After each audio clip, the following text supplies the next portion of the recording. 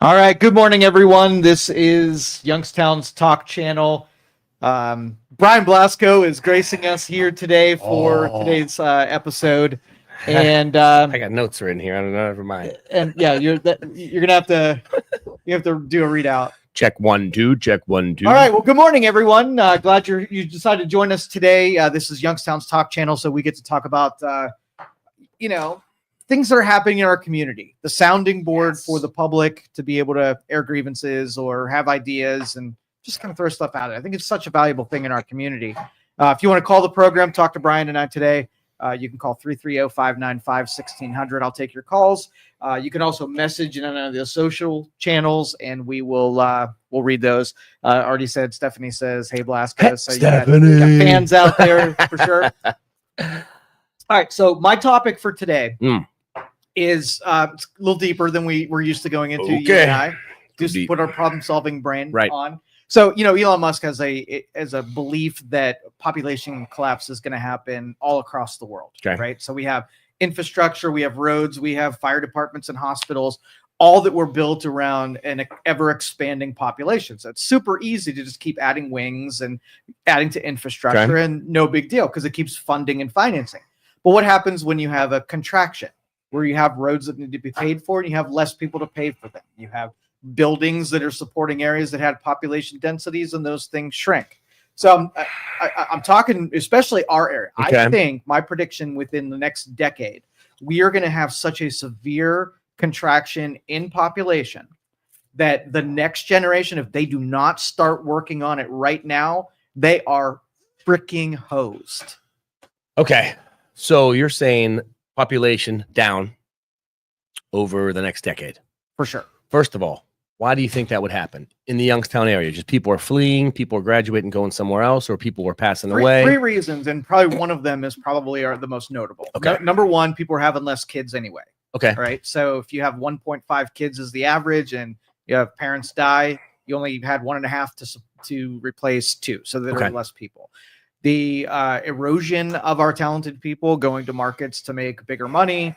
Our area is built around the elderly. All of our services are there to cater because we just have such an elderly population. If you're not getting in the, elder care, hospitals, pharmaceuticals, drugstores, whatever, well, there's not going to be an industry because we're just too dense on elderly population. And then those elderly people are going to be bowing out, dying off, not contributing anymore. And really, you have a lot of people that are going to disappear from the marketplace completely. You combine those 3 things, and we're going to have a lot of people looking at each other saying, what the heck do we do? Do we bulldoze entire neighborhoods?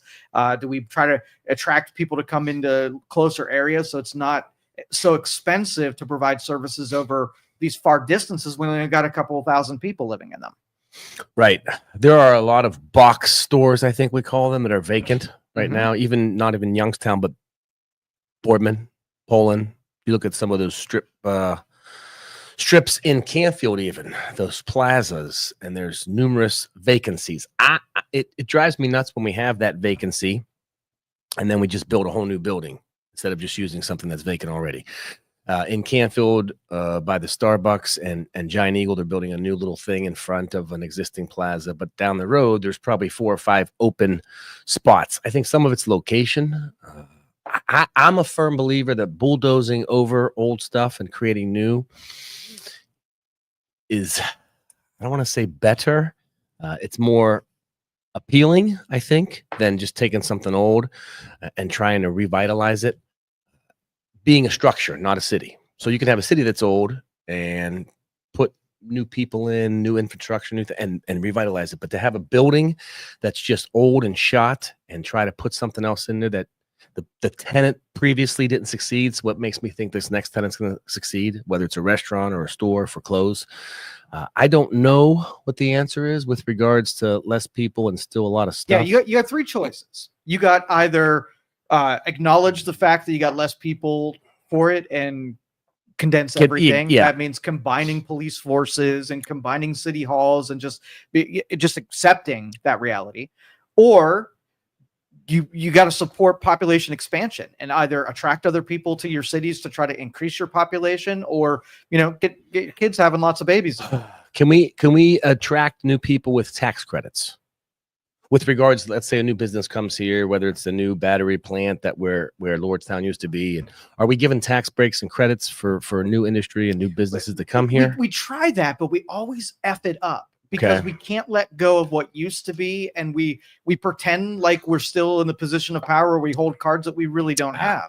So when someone comes to town and they're like, you know what, I'm going to do you a favor. You've got low cost of living, you got great access to labor. And then we get all greedy and say, oh, Intel's coming to town. I'm going to shake you down for this other stuff. And Intel's like, F you. Like, I'm going over there. Like, you might have good resources, but you are terrible to deal with. And you're overly confident in what you think you have there. And then we just chase people away. I think combining is actually a good thing. So Cardinal Mooney, this is going on. What is she writing? I have to read that. You can read that. Okay. So you have two local Catholic high schools, Cardinal Mooney, Ursuline. And for years, they've been talking about combining. I don't know if it's the powers behind the scene that don't want to combine, or Mooney. We're always going to be Mooney, or Ursuline. But for years, they have talked about combining. I'm not sure if it was the bishop who shut it down or stopped the discussion and talks with it. But I think if we moved one local high school with regards to it being a Catholic private school and called it Youngstown, Cardinal Ursuline, whatever, and put it on the campus where Ursuline is, because I think that's a great venue there with regards to you're by the YSU University. There's numerous things there. I don't know why more things don't combine, like churches. So St. Charles Church, where my kids went to school and I went to church for numerous years, is now combined with St. Luke's. It's called St. something now. It's not even called St. Charles Parish anymore, because St. Luke's combined with St. Charles. And I think part of it's because the population is dying out and people are doing less with less people. But I think combining is a good thing. I don't know. It'll never happen. I mean, ever since I started listening to talk radio, you had police forces or municipalities that really need to that border each other that could not come. But it becomes like a pissing contest, because if you're the director over there and you're in a position of power and we're going to combine it, one of us is not going to be necessary. So are you going to willingly support something that might mean that you have to go find another thing to do? So that pissing contest means that absolutely, if it's power and control, right, which it always is, those things will never happen. So that's what I'm saying. Like Stephanie says here in the chat that we should become a training ground to support future infrastructure. And if we could get out of our own way for 2 freaking seconds, I think that would absolutely be a great outcome. Because again, we have all of these great resources here, but we don't seem to have enough intelligent people who are more idealistic and not self-interested. If there's nothing in it for you, right. And you're going to disrupt things as a politician, are you going to take a chance and get criticized for jacking up what we already have and piss off all the 80-year-olds? Yeah, it's got to be a give and take. There has to be benefits to both sides. One side can't get more than the others with regards to, let's just say, bordering towns. So you have Boardman's right in the middle of Canfield and Poland. So realistically, you wouldn't combine Canfield and Poland police force, let's just say, because there's that gap. So maybe Boardman, Canfield, Boardman/Poland, Camel and Struthers butt up against each other. So I think if you can combine and each gets their fair share and they feel like what they already have in place is still going to move forward, I think people would buy into it. I think people, like you said, what's in it for me? So it's kind of a pissing contest to some degree, but I think if people realize they were getting something still out of this new venture, it's change. We all talk about change, and change is uncomfortable and change is a pain in the ass, but I'm a firm believer, and I think you are as well. Change promotes opportunity, but sometimes it's up to us to figure out what those opportunities are. So I think if people can see the light at the end of the tunnel, the pot of gold at the end of the rainbow, they will buy into a change situation more, knowing what the benefits are. Too many times in life, we tell people, if we don't do this, this bad thing will happen. It's like the broccoli theory. If you don't eat your broccoli, you're not getting dessert, which is not as powerful as when you eat your broccoli, you will have dessert. So I think if we can, whether it's a training infrastructure that we tell people, when we do this, this thing will happen, this thing will happen, this thing will happen. People will sit back and go, holy shit, I want that to happen. Well, then that's why we have to do it this way. Opposed to if we don't do it this bad thing's gonna happen. I think sometimes it's just the way the message is communicated to the public But let's just say you took a guy like you who could keep that motivational spirit and keep people engaged, that's the outcome. What would happen if all along, like 50% of the population would pummel you every day that you tried to do that?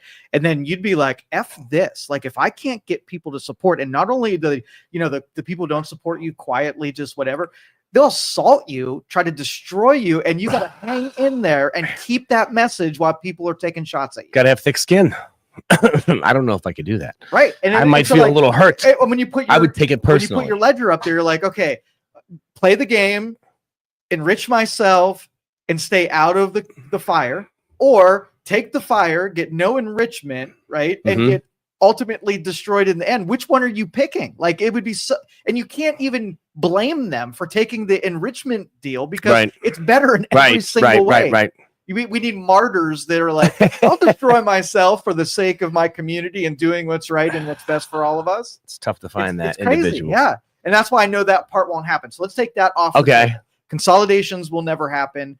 It just can't mathematically. Okay. But the bringing more people and having the people already here have more kids. How do you get, like, why is population, or why have couples had or choosing to have less kids? That's a good question. All right, let's think about that. So last generation, back in the day, people had 4 or 5 kids. They knocked them out. Boom, boom, boom. Why were they willing to do that? And why are they not willing to do that right now?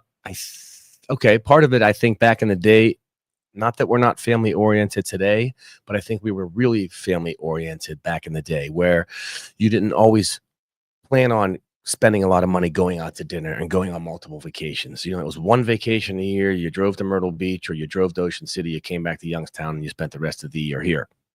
So I think you could have more kids knowing that you were going to be more in a home environment.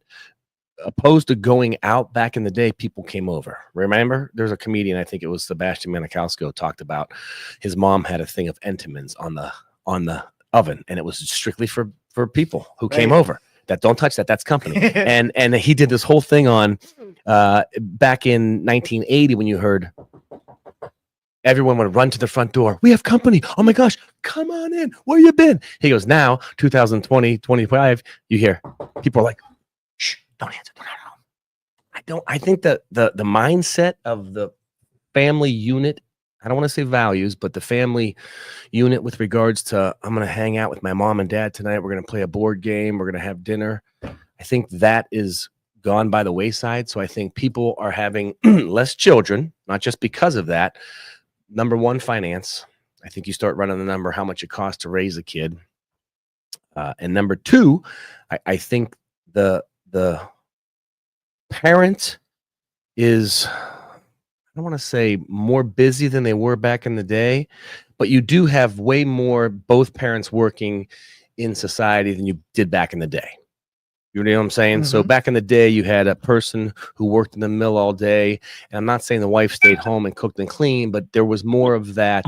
I don't even want to say traditional, you know, but there was more of that. One parent was home, one parent was there, and it's easier to raise those kids. Now you have both parents working, so you have childcare, this, that, and the other. So I think people are having less kids because of the cost. Let's just boil it down to that. All right, caller, you are on. It's Luke from the MLO Bros. How are you? You're talking about having too many kids. Yes. I have 3 boys, and the reason people are not having more kids is because kids are miserable these days. No, I'm just kidding. It's the expense. It's the total expense. Like, my grandma, my mom's mom, had 6 kids, right? 6. 4 boys, 2 girls. There is no way. Now, grandma didn't work, right? Grandma stayed home, like Brian was saying. Right. There is no way financially you could do that today. Unless the dad's making a ton of money, or the mom's making a ton of money and the dad stays home. You know what I mean? There's no flipping way. And then you throw in sports, you throw in schools, it's a different time. You know what I mean? Especially with It's the a different sports. time. The sports, back when I was a kid, and I think Joe was a kid, and probably when you were a kid, there were actual Yep. seasons. There was baseball season. That's all that was going on was baseball Yep. season. That ended. Okay, now you have football season, then you have basketball season. Now, basketball rolls into football, football rolls into baseball. These kids are doing 24 hours a day, 365 days, years around, and it's expensive. It really is expensive. So that's actually a good Yeah. point.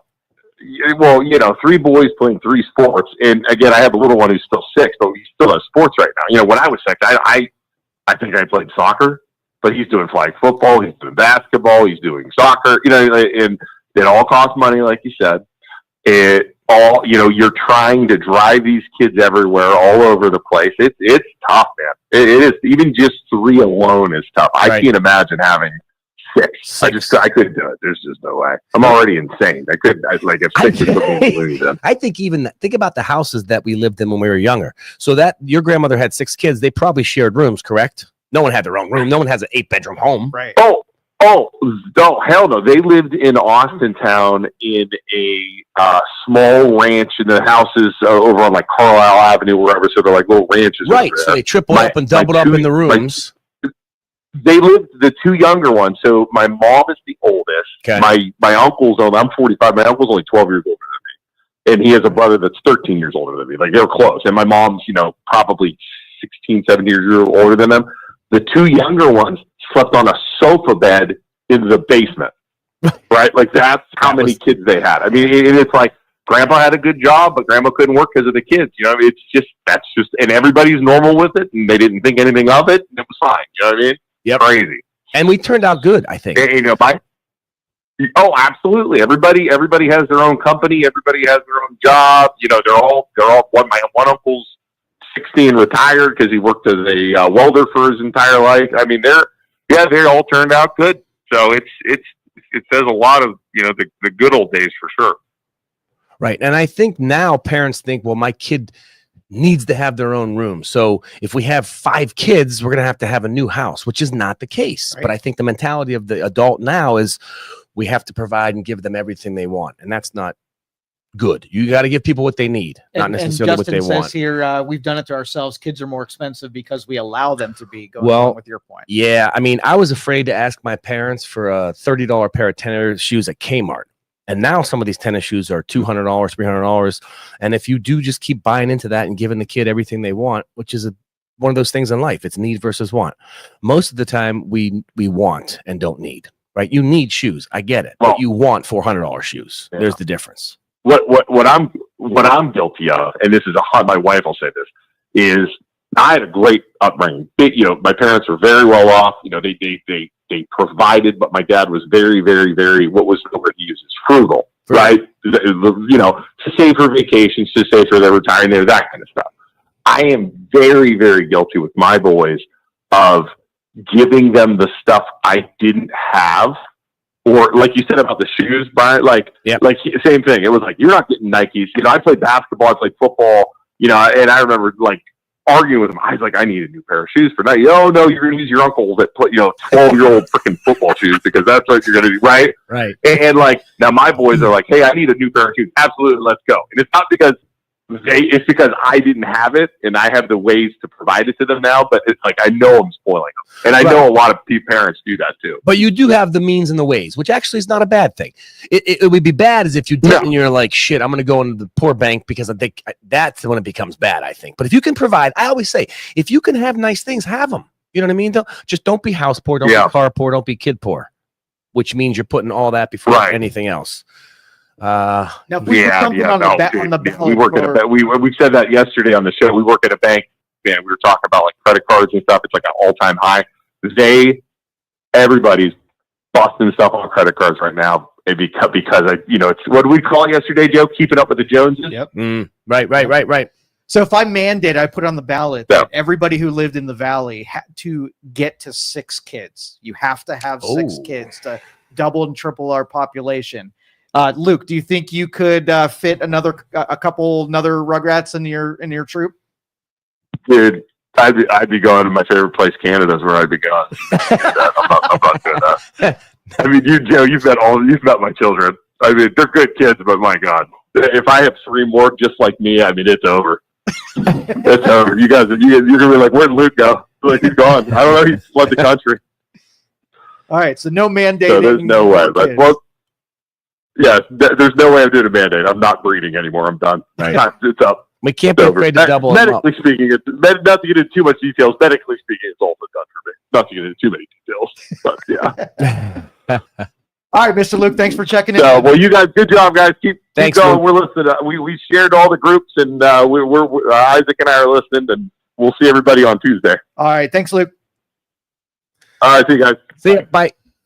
All right, if you want to call the show, 330-595-1600. Ooh, mandated adoption. Justin says Sorry. when folks sit down and budget their needs versus their wants, a lot of time they find the extra that can propel them forward. Absolutely. Mhm. And he also says maybe mandating some adoption and add some more family members because there's a waiting list. That is absolutely for sure. Right. So yeah, so we took the consolidation, which will never happen. And let me add a couple of other things. And these are all possibilities, and we're just kind of spitballing and talking through this.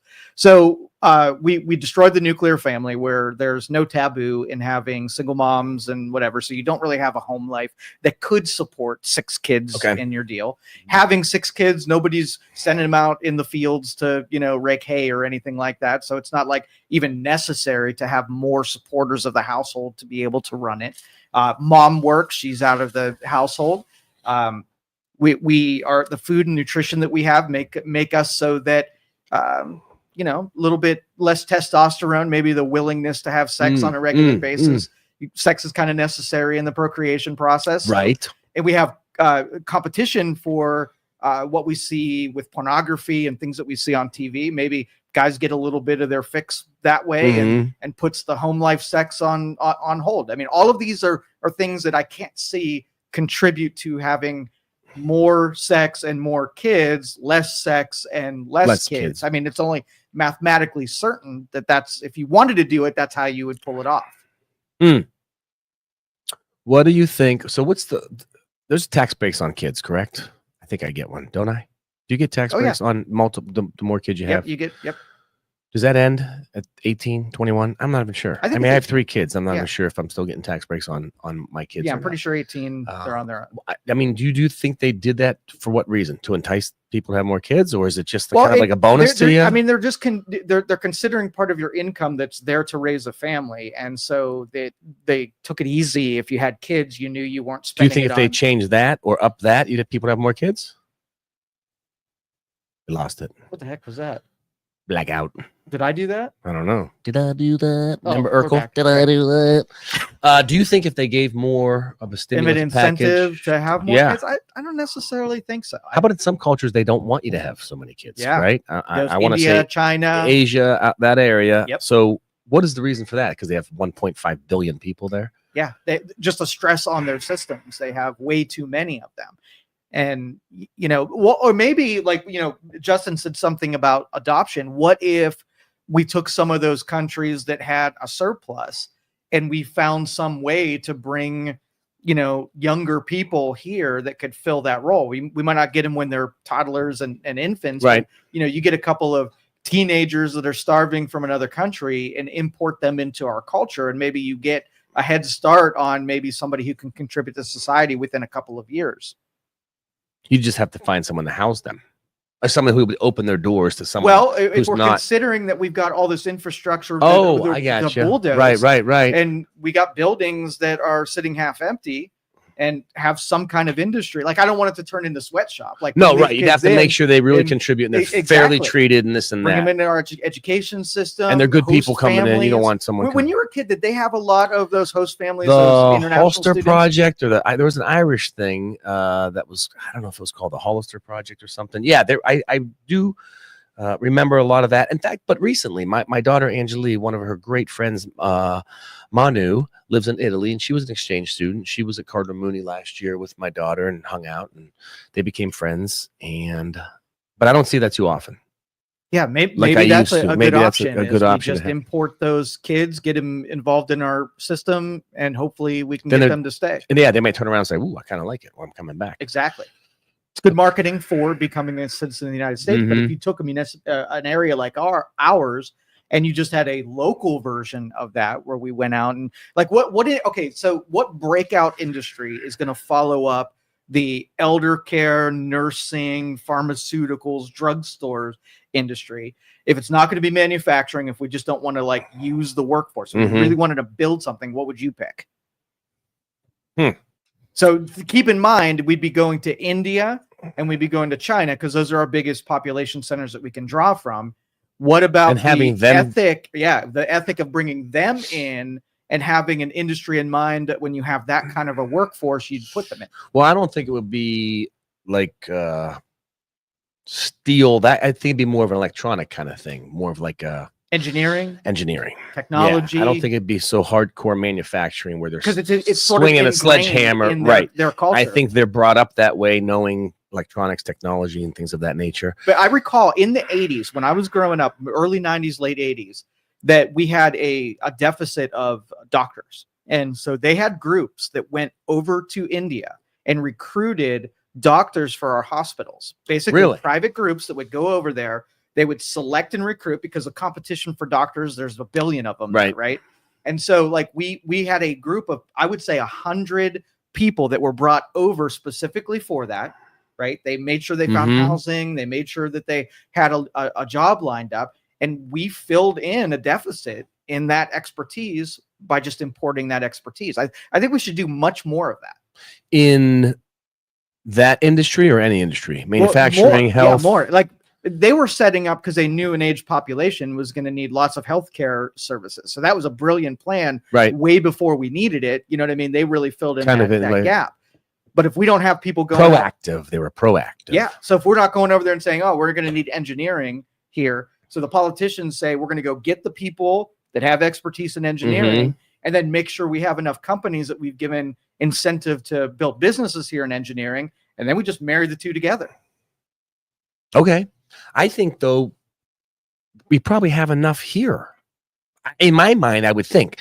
I look at every university we have, every college, whether it's a 2-year, 4-year, the number of students that are graduating and the jobs that are out there, I don't know if it's a harmonious fit. Do you think? Do you know? So let's say my son Ben's chemical engineering. He's at YSU as a junior. He's going to graduate next year. They're going to be how many chemical engineers in the country graduating that same time? How many chemical engineering jobs are there? So I feel like we have probably enough within our own country to fill the jobs. Let me push back on that, because what Luke said is that we've kind of spoiled the whole student generation. Okay. Right. That so they don't want to work what they're much. Willing to do and the hardships. You take a person from India who has almost no chance of making a living in their expertise and what they're willing to do. All in. Yeah. Okay. And then you take a spoiled brat. Okay. So we have the people. We just don't have the mentality, the right culture. Supports, because they're so spoiled with the work ethic and what stuff. Their expectations are, and you know what I mean? Because I think number-wise, we have it covered. I agree. I think there's 5,000 chemical engineers this semester, and there's not only 5,000. Imported people to get it started, and then you can tag along the spoiled brats and kind of like, you know, they're a little bit more motivated. So how do we 100%. Motivate them people we're I don't think you do. I think we've broken them in that way, but Okay. they will join an established industry. So you got to get the established industry first, and then the spoiled brats, when it's easier, will join. Go in. Yeah. Okay. All right. Here's a few things. Where else is from? All right. So Denise says, I agree. We have enough in the U.S. Better to attract people to the area. And like you said, encourage people via tax incentive breaks to have more children. Yeah. And if we can, if I'm wrong, and we have absolutely have the ability to motivate the spoiled brat generation to, you know, if we could take what we already have and I would just have to see that play out, because I just don't, I think it would already be happening. But, you know, if you ask a kid that is taking engineering, hey, what's your plans when you graduate? They're not going to say, hey, I'm going to stay in Youngstown and build an engineering firm here. Like, I'm going to a market that's already laid out, and I'm going to go make mine as soon and as fast as possible. Right. And there have been a lot of people as a parent, we don't have respect we had for our parents. Oh, okay. I get that. So as a parent now, we don't have the respect like we had for our parents back in the day. I think there was more, I don't know. I feel my kids respect me, but I feel I am more parent and friend with them than my parents were parent and friend with me.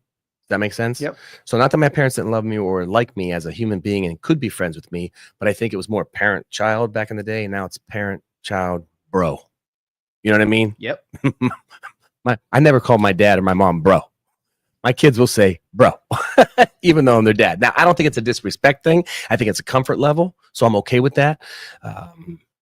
Yeah, it's a fine line with regards to how we treat our parents and how our kids treat us. How do you feel on that? Do you feel your kid has a respect towards you that you had for your parent? It's a different thing. I can see, like, if you ever see that thing where, good times create soft people. Oh, right.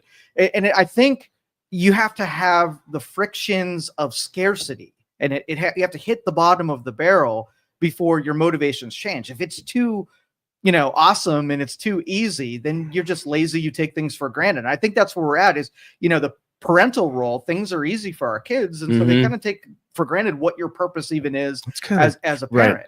But when things are harder and you have to do things, and I don't think parents had the choice not to be a little more strict and a little bit more hard. So we did that just because of the nature of. But at the same time, they were strict and hard, but they were also more lenient. I don't think my dad knew where I was from 1972 to 1984. For sure. But that, I don't think he knew where I was. That instilled different responsibility. There was so I had to kind of like smarter about it. Get there, now get a kid home. Would melt if they didn't have their phone for 10 hours. Part of it's coddling. Part of it's we feel that they need us. They don't need us as much. And again, I'm guilty too. I want to be there for them, but you got to cut that cord at some point. And in the back of our minds, I always think, like, when I miss something, my kids do, because I travel a lot. So I miss soccer games, I miss lacrosse games, I miss volleyball games, and it breaks my heart. And I used to worry about it, but now, like we talked about, I focus more on quality than quantity. So I'd rather have a good quality moment than I'd rather have 20 minutes of quality time with a kid than 5 hours of quantity, where I'm on their phone, they're on their phone together for 5 hours, but there's nothing there. I'd rather have that quality than quantity. But I miss stuff, and I know my dad missed stuff. My mom was there more. My dad was a mill worker. He worked in the mill. But I never once felt slighted. Like, I think in our minds, we feel if we're not there at that kid play, we're not there at the spelling bee, we're not there to do, they're going to be mad at us. And I don't think they are. I think that's in our brains, because I remember my dad not being there, and I loved them just as much. Here's the acid test. So my we're going to drop acid right now online, live. We're going to do acid. Whoa, this is about to get really good. So that the parenting should not necessarily be about friends or that comfort. Right. It should be that the quickest path that they aren't reliant on you, right? Okay. So that if you picked your kid up and put them in the middle of nowhere, that they would be okay because they have all the functions. You taught them how to be an adult, how to be mechanically inclined, how to survive, how to take care of other people, how to protect themselves and whatnot. So the zombie apocalypse, you put your kid out there and you could picture your kid doing really well and fending for themselves means that you did a really good job because you created, gave them the tools they needed to survive. Exactly. Okay. If you can picture your kid as like, no, they'd be dead on day one, then you probably have created a coddled person who's looking to join the machine, right? Right. Not create the machine that's necessary. Right. It's like it's too hard to create the machine. What's that poem? Go to not two roads diverge in a wood, but something about the path where there was nothing, and I created something. I went, instead of choosing the easy route going here, I'm going to go the new route. We've created the easy route, kids. Right. Instead of one that can are creators and innovators. We just took the words out of someone's mouth. Let's see. Melissa says Gen X parents have to be more proactive in late teens. In late teens, make them do serious chores, work, laundry themselves, cook themselves, and seriously do it. As a business owner, I see 1 out of 20 youth with drive. They need not to be catered to. That is why Asian kids excel in young adult years. You fail your young adults by coddling them. It's just science. Absolutely, 100% right. Yep. Sorry. Right. We agree. Justin says we can allow our kids to experience life friction while they are younger under our roof and guide them through it, as opposed to rolling out the red carpet to the shock of real life when they leave the nest. And then Melissa says we currently won't let our 21-year-old work for us. He must have a separate job first until taking on our company. That's good. Yeah, That right. is. Because you don't want to just give them that silver Yeah, spoon. But if you're a parent that just wants to be friends with your kids, then you don't want them any hardships because they just might not like you and high five you and think you're, the bee's Or they knees might thing. get made fun of at the other job over there. Or Exactly. have their Like, feelings Dad, hurt. You could just give me that job and I can collect the paycheck. Yeah. And then you'll never know whether or not you were hard enough on them. You know what I mean? If they could have made it outside the nest. Right. It goes with, okay. So independent, dependent, interdependency. Let's talk about it. So Okay. I think I'm a very independent person, right? But I'm no dummy. I know I am dependent on a lot of people to help me get through this life of mine. Therefore, I know I have an interdependency. I think some kids become so dependent on whether it's a parent or a sibling or someone else that they lose that identity, their own independency, and now they have strictly dependency and interdependency, but they're not kicking into the interdependency at all because they have no independence themselves. That sounded like a tongue twister, but do you know what I'm saying? Oh yeah. So because I have independence and I could be dependent on you, but I'm not solely dependent on you because I have my own edit. We have a good interdependency here. We need each other to make this show work, so to speak, right? It's not just the Joe show or the Blasko show. It's the Joe and Blasko show when we do our thing. So there's interdependency. But I can allow that because I have enough independent. I think kids maybe nowadays are so darn dependent that they lack that independency. So they're either dependent or interdependent on someone else doing something the for adult world is the same way. Government and culture has taught us that, when you have some kind of hardship, we're just going to fill in the gaps because that's kindness to you. And so like anytime you're in trouble, like you're not saying, oh, I'm going to overcome this thing and hit the frictions myself. Someone's rescuing you already. Somebody's saying, oh, it's not your fault. You're 500 pounds. That's got to be somebody else's fault. Here, be the victim. Let me coddle you because then I control you once you're coddled. And so like we have taken on that same form because the rest of our culture is so, tolerant of it. That makes sense. Speaking, I mean, especially the weight thing with food and stuff. Yeah. Can I sue Oreos for making me fat? Let's make it a disease. You eat too many calories and you use too little of them and you store it like your body is supposed to. Right. But make it the grocery store's fault or marketing the manufacturer, on TV the marketing, or whatever. Right. And like I said, the more victims we have, the more dependencies we do create. Like if I said, hey, I'm going to bring you food, every day. You don't have to go to the grocery store anymore. And you're like, oh, that's really nice of you, Joe. And for a while, you have the ability to buy groceries. But then if you've done it long enough for me where I provided it, there should be a red flag day where like I'm losing the ability to get groceries myself. And then one day when I come and I'm like, I'm not bringing you groceries anymore. Now it's not even that you don't want to. You've forgotten how to even skill to do it. And you're like, no, you can't do this to me. I got used to you feeding me and doing something there. I didn't use my brain space to retain something I don't need anymore. Now you helped me create a dependence on you. And you're stuck there. You ever read Spencer Johnson's book, Who Moved My Cheese? No. So the second book I wrote called Sending Signals is based kind of on a allegory parable story. It's about a little traffic light that comes to life and goes on a journey, becomes human. It's out there. It's wild, but it's really cool on leadership. Anyway, Spencer Johnson years ago wrote a book called Who Moved My Cheese? 4 main characters, Sniff and Scurry, Hem and Haw. Sniff and Scurry are 2 mice. Hem and Haw were 2 humans shrunk down to mice size. Every day, Sniff, Scurry, Hem, and Haw go through a maze and they find cheese every day at Station C. So every day for months and years, all 4 characters would go to Station C. There'd be a big chunk of cheese every day. One day they show up, no cheese. So based on the characters' names, what do you think happens? Tell me. Sniff and Scurry say, okay, F it. I'm going out into the maze and finding new cheese because there's got to be more. But Hem and Haw, the human mentality, say, it'll be here tomorrow. So the next day, they go back to Station C. Sniff and Scurry are already out in the maze looking for other cheese. Hem and Haw go back to Station C. No cheese. It'll be here the next day. So the whole purpose is how to break your habits of change. So eventually, we want to get Hem and Haw out of Station C because the cheese is no longer there. But like you said, they have forgotten about how to even navigate the maze to find new cheese. Because they've been so stuck in their routine, they've been so dependent on that cheese. But think about how many generations it's going to take to get the coddled generation, give them enough friction and madness and disdain that you took their cheese away. Right. Before they're like, I got to reinvent the skills that we once had and find my own damn cheese. That's the dilemma. That's the dilemma. All right. So let's see. Kellen says, I once had a kid say to me, I didn't get my homework done because my mom didn't do it. I almost hit the floor. Oh my gosh. Denise says Oreos are truly addictive. I think you can sue them. They are delicious. Every flavor. They come out with a new flavor every month. I think there was Oreo. There was a cookies and cream already. There was a cookies and cream Oreo flavor.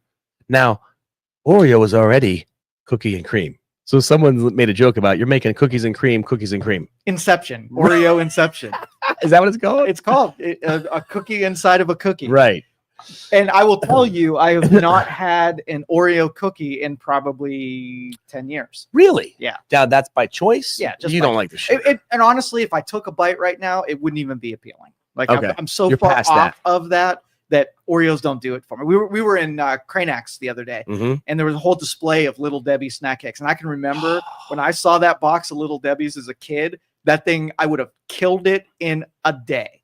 And now I look at it, I'm like, that waxy, overly sugared Swiss cake rolls, oatmeal pies, Nutter Butters. I'd hate them all. Star Crunch. I would hate them all. I would absolutely hate them all. I would still eat them. What's Volpini saying here? Let's see. Do you mulch your own flower beds, cut your own grass? Or do you hire Oh a yeah, I'm a company? grass cutter. What do your children see the adults in their homes Homes do do. these activities, or does someone else perform those activities? That's a good point. It is too. So I'm a go ahead. We have a rule set, and I made sure that I presented this, that if you hire a service from another person, that person is doing something that you should be doing. So while they're cutting your grass, you better be investing the time in something that is more valuable than what you're paying for that service. Okay. If you don't, you're just showing that you need to create a dependency rather than an interdependency. But if you're connecting the two together, now it is an interdependency. Okay, that's fair. I like cutting my own grass. I feel a sense of accomplishment. I like the lines a certain way. My kids see me do my own yard work, so maybe that does influence them. And again, that to me, that's what parenting is. It's monkey see, monkey do. I talked about this before. If my parents see me help the 90-year-old lady across the street rake her leaves because she can't do it by herself, it gives them the green light in life to help others. If they see their father being a jerk off to the cashier at Target, it gives them the green light in life to be a jerk off. To me, that's what leadership is. That's what parenting is. It's monkey see, monkey do. The more your kids see you do good, the more they can emulate that, or not, but you give them the opportunity to. So I think doing your own work is good. But I will say there are certain things in life where I will pay the professional, if that makes sense. Yeah. A light socket. I'm not going to deal with electricity, even though I probably could change that thing. It's not because I'm not lazy. I'm smart enough to know that there's a skilled professional out there who can do this better than me.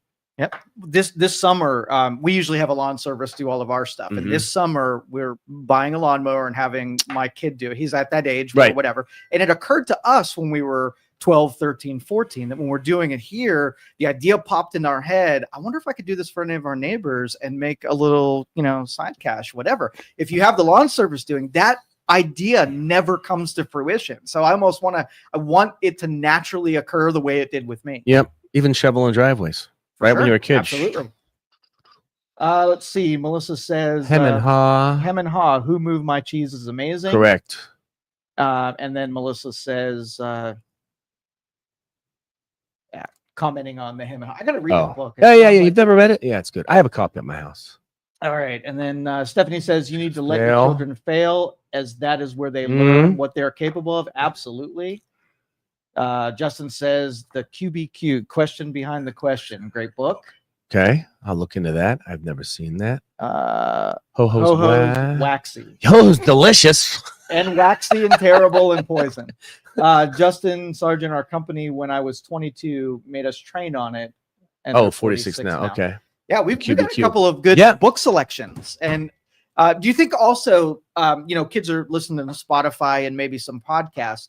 I don't really know of anybody who's listening like we did, reading books or listening to audiobooks. I garner so much context through older 90s, 2000s leadership, business, and history books. And if they're not consuming the literature that we did, it might have a completely different outcome. It'd be all pop culture oriented rather than historical content. Right, because I feel there were more hard copy books in our hands back in the day on leadership, this, that, and the other. They can get it from a podcast. They can get it from a TikTok, but I don't think it sinks in as much because it's a quick little boom, boom sound bite. And you know what the funny thing about those books is, listen, you know, we're all saying the same thing. I've said this before. I have 2 books out. My 3rd one I'm working on. It should be done this year. But I haven't reinvented the wheel. You know, I mean, Earl Nightingale, Dale Carnegie, Zig Ziglar, Anthony Robbins, Brian Blasko, we're all saying the same thing. Spencer Johnson. It's just how you get the message across. You know, and it's one of those things where I think old school concepts are good with regards to simplifying things. You know, that the book I'm writing right now is called, I think we talked about it, Be Better. It's 7. That's 8. 7 strategies for a healthy, happier, better life. And I'm going back to the basics. Be humble, be kind, be thankful, be grateful, be present. And each chapter I talk about how to implement those things into our life. Kellen says, speaking of waxy, do you eat Kraft American cheese slices? No, that is not real cheese. I'm American, aren't I? And I'm pretty sure this is fake food, but other people seem to love it. Of course they do. The better it tastes, I like Velveeta though. Like you could take those cheese slices. Yeah. And set them in the fridge for 2 months, and not any mold. You're gagging already just thinking about any mold will actually visit those cheese because it is not even freaking cheese. You take real cheese, and like 6 hours later, the mold's like, oh, real nutritional value. Let me attack the shit out of this. So yes, okay. Don't eat fake food. Buy the good stuff. And I talked about with my kid this morning about you know, you make the pitch to someone who's eating unhealthy, and they go to the grocery store and they pick out what they're eating from the healthy stuff. Do you think it's more expensive to buy healthier food? And my answer to them is it's absolutely proportional. So if you do the healthy foods, let's just say you're spending $300 a week on groceries for your family. And now you're like, I'm going to go do healthy food, and it's $400 for your groceries, right? You're like, it stings a little bit. But if you do that long enough, your body will be able to absorb all the nutrients you need from less food. And so then you find yourself buying less and less food over that same period of time. And you might get 6 months into the future and find your grocery bill came down to the same level that it was before, because now all the stuff you don't need isn't part of there, and you eat something and your body's utilizing 70% of it rather than 2% of it. I ate an apple yesterday. Did you? Yeah. So my girlfriend and I were driving around. We had to do some errands, and she brought 2 apples, and I ate one. And I haven't eaten an apple probably in 2 years. But because it was presented to me, I ate it. It was good. But then I also ate an ice cream cone the night before. Dude, you ruined it. Like, you had the chance, and then you just had to negate it. Yeah. Oh, Isaac just yelled at me because I said the S word. Really, if we were on, can we swear on this? No, we can't. We're live. I will try not. We are eventually going to take and simulcast these programs on an AM channel. There's a bunch of frequencies in our area, and getting some terrestrial exposure is something I'm super interested I love that. You owe $10,000? I would, if I swore, I could be fined up to $10,000 for swearing over terrestrial lines. There's some words that you can't say. Poop. You can the other word? You can say poop. You can't say the S word then. You can't say shit. That would have been another one. Cha-ching, cha-ching. So yeah, we're practicing not swearing. Whoa, it's gonna be tough. It is. I like to swear like a sailor. Do you? Yeah, I try to prevent. I swear so much. I say the F word a lot. I do. I try not to say it, but I program myself not to say it because when I'm doing a public speech, I don't want to, even though sometimes it's applicable, I think sometimes you need that word in a story or something. It's like, like even a comedian, like Jerry Seinfeld never swears, but he even said, if it's applicable, you can use it. You know, some of those guys. Is it a turnoff for you if you're listening to somebody and they overuse it? If they overuse it, yes. Yes. If they overuse it. But if it's applicable, and most of the time, you know, when I'm with people who are swearing, it makes sense. But if someone's constantly just doing it, yeah, I think it would be overbearing. Yeah, and I honestly think our culture is more tolerant of saying profanity, where you go in a room with 20-year-olds and you say it, and doesn't even have any thought value, so might as well not even use it. Yeah. You go to a Rotary Club and do a speech, and you start F-bombing it, like they're going to be a little more put off. So it's definitely a generational thing. It's true. True. Kellen says one study shows intelligent people swear a lot. I'm going to disagree with this. like that, Kellen. I'm going to disagree with this. Shit, damn piss. Yeah. Why? think Okay, why? Human beings, we really love to justify bad behavior. We Oh, like to so give ourselves okay. reasons for it. So it wouldn't be, it wouldn't be beyond for people who really wanted to swear and they wanted to create a poll that said, we asked 1,000 people who like to swear whether or not they were smart. Are you smart? Yeah. Oh, smart people like to swear. See, that's as scientific as we need to get. That's all right. That's true. We have to ask the people who are already intelligent. Albert Einstein's gone, but the Musks and the people who are, pretty intelligent. And I bet we couldn't get agreement on what it means to be intelligent, because I would take a lot of supposed intelligent people and I would strike them off of the list. Correct. For sure. There's street smarts and there's textbook smarts. I try to be a balance of both. Okay. All right. So if you want to call 330-595-1600, we talked a lot about this area, the changes that are sort of on the long term. What about the short term? You got faith that we can get our act together and start doing some good things around here? I do. Even the simple fact that a new restaurant opened up downtown, Varsity Club, right? Which was the old Cedars. I don't know. I think it's in the old Cedars building. For those of you who are old school, you remember Cedars had live music, was one of the only places in the area downtown that had live bands. It was very cool. And I think that's where what I just call it? Varsity Club is now. So I like that. I like that there's a new place coming into downtown Youngstown. I feel there are a couple buildings probably we still can utilize down here that aren't being utilized. Does it have to be another restaurant coming in? No. I'm not sure why more businesses aren't in that area, that little strip on Federal. I'll tell you. Okay, let me hear. Let me hear. It's the same. There's a lot of food places. There's a lot of, but it's the same thing. The business community catered to putting shopping districts and making things super easy. Great parking, real close to where I'm at. I remember talking to family members that when I grew up in Girard and I moved to Poland, they said, "Oh, we'll never see you. Poland is like in a different state." Okay. Right? So the willingness to be able to inconvenience yourself, we're all so busy, time constrictions, whatever. We have a lot of objections of doing, number one, new things like we're talking about. Two, a little less good than what you're used to, right? Not a lot of parking, so much further away, got to contend with walking down the street, not parking right in front of the building. We're too coddled for that. Okay. And so we'll in short spurts, in little honeymoons, like when some new restaurant opens, it does really well. And then when we integrate it in our regular regimen, we will definitely go to the closer restaurant that has better parking, that we're more familiar with, than the harder one that, we have some objections to on the convenience scale. And that's why they don't do well. And I don't necessarily think all the marketing in the world changes that kind of behavior. I think it's just like, hey, we got to keep moving things more closer to people and more convenience. Well, someone just said no grocery store. Stephanie, first of all, there's 7 different types of intelligence. I feel we have at least 9, you and I. Oh, I have 9.5. Right.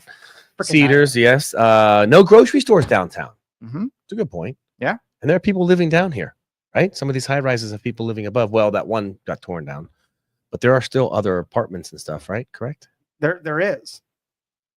Wow, can you get a grocery store down here? You think about you could if it was something that you feel that people would like. If I'm okay, so I got grocery store money. I want to open a grocery store, and I get to pick from every location that there is.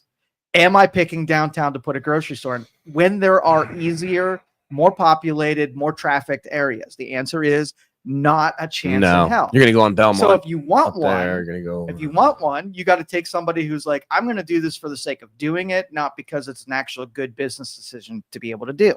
And that would be, making it easier tax wise, or giving incentives, or subsidizing. And nobody wants to deal with our area when it comes to some kind of sweetheart deal with the city to move a grocery store in. It's just never going to happen. How about vendors? So when I go to New York, I'm walking on the street, I could have 10 different meals, 5,000 different pieces of fruit, because they're all over the place. Yeah.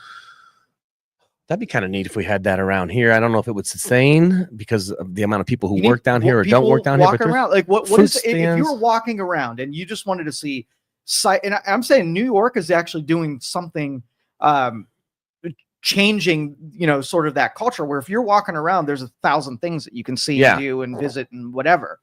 if you were just walking around the city of Youngstown, unless you needed a drink and a slice of pizza, like what else is there to do? I mean, you have the Steel Museum, if you're into that. You have the Oh Wow. You have, again, you'd be going down there specifically for one thing. Right. In, out. Yeah. If there was some retail shopping where you can do that kind doors open, people walking by, that'd be kind of cool. You could spend the whole day and do stuff. And I just think we're real limited as the options that just don't take, the street vendors, they benefit because there's 10,000 people that walk by there every day. There's traffic. You get a street vendor and there's 50 that walk by your thing in a given day. I mean, it's tough different to sustain that. Okay, it was shitty when Sparkle closed on the west side. Nicole, thank you for costing me another $10,000 in fines. Yeah, and that one I don't know about. I don't know if it was crime or just not enough people justified keeping it open. But it's got to survive. It's got to be supported by people, and you got a coddled population that these businesses need the support from a coddled population who has nothing but objections about making the move to support them. So it's not an easy thing. Let's see. So anyway, those are all the components, but it's going to require super intelligent martyrs to stand their ground while they're taking assault from a bunch of people who just want to destroy them. And why does we'll use Chilcan? You know about that story? Yeah, it never came to fruition. It was there and it was a great idea. Was it fake? Okay. I'll fill in all the details that I know, because I actually had a customer that was a vendor of Chilcan. I thought it sounded good. It did. The concept. But let's poke a couple of holes in it, because I think there was a lot of wrong that happened here, but it was foreseeable wrong. Okay. So Chilcan, for those of you who don't know, it's this little can that kept the temperature and kept the beverage with the CO2 cartridge, right? And so when Chilcan pitched it to the city of Youngstown, they had two major distributors. I think it was Anheuser-Busch and Pepsi. Okay. They were super interested in it. You sell these things at a Browns game or something like that. Yeah. People already paying $20 for a beverage to keep it cold. Somebody would pay that. To put on the grocery store shelves, I mean, it adds $2 a cost to a 50-cent can of Pepsi. Not many people, are interested in that benefit. So it definitely had a very limited sale. And so when they pitched it, they had two interested parties that were willing to tolerate it. They went to the city. The city said, yeah, I mean, this is a great deal if you create all these jobs and it does sell and whatnot. And just around the time that COVID happened, that the two interested parties backed out and were no longer interested because it added too much cost to their product. And I thought it would already, hurt sales. Okay. So now they have no customers, and they probably were shitting themselves just as much as everybody else was. And it went south. And so they had these two buildings that I remember got help from the city to put up in the first place. The end result didn't happen the way that everybody thought it would. And it just turned into a cluster because everybody was now going to lose money and take it on the chin in the media. And that's exactly what ended up happening. So did it ever even get rolling a little bit? Was anyone ever in that building working? It's an empty building. I don't think they did any kind of manufacturing out of it. It was just what would have been had it come to fruition. I think it was a good idea. I thought it was, you could take a warm beer or soda, pop we call it here in Northeast Ohio, and you pull this tab, and I think the CO2 cartridge made it instantly cold, which is actually kind of cool.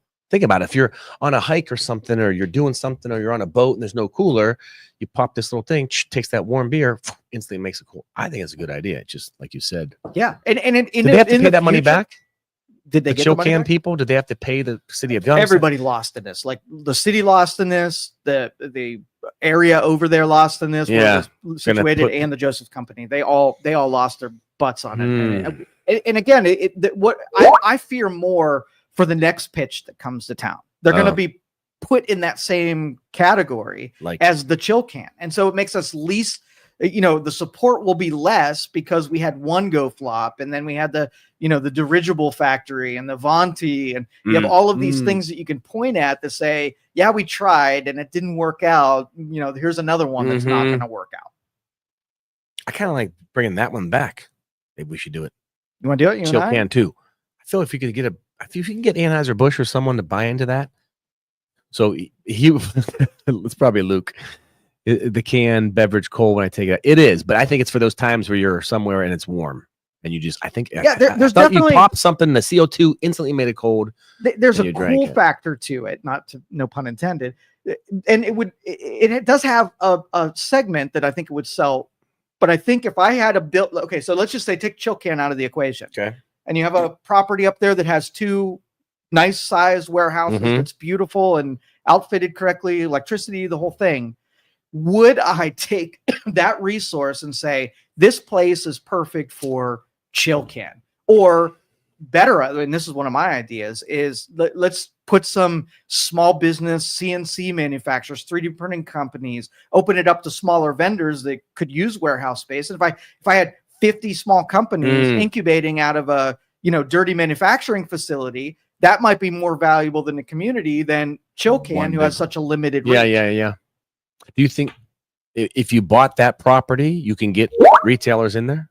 For sure. Yeah. I know a ton of smaller businesses that don't have the revenue to support their own warehouse. But if I had a little machine shop that I can go lease a little corner of it and get business started in a low end deal, city already is going to own it. Right. So why not?